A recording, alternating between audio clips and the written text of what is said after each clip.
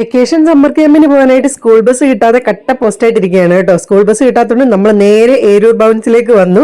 ഞങ്ങൾ അവിടെ ചെന്ന് കുറേ കഴിഞ്ഞപ്പോഴാണ് കേട്ടോ ബസ് വരുന്നത്. സാർ അതിനകത്തിരുന്ന് ഭയങ്കര ചിരിയായിരുന്നു കേട്ടോ. പാറുക്കുട്ടി ചമ്മിച്ചിരിക്കുകയായിരുന്നു കേട്ടോ. അപ്പത്തേ ഇത് പാറുക്കുട്ടി വരച്ച മ്യൂറൽ പെയിന്റിംഗ് ആണ് കേട്ടോ.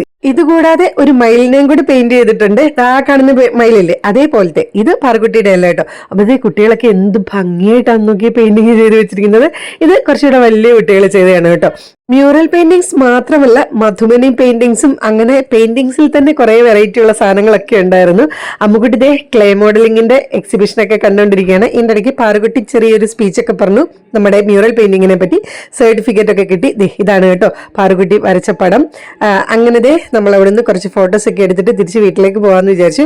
പോകുന്ന വഴി പാറുക്കുട്ടിയുടെ ഫ്രണ്ടിന്റെ വീട്ടിൽ പോയിട്ട് നമ്മൾ കുറച്ച് കണിക്കൊന്നയൊക്കെ പറിച്ചു കേട്ടോ. നല്ല രസമായിരുന്നു. എന്തൊരു ഭംഗിയല്ലേ ഈ കണിക്കൊന്ന കാണാനായിട്ട്.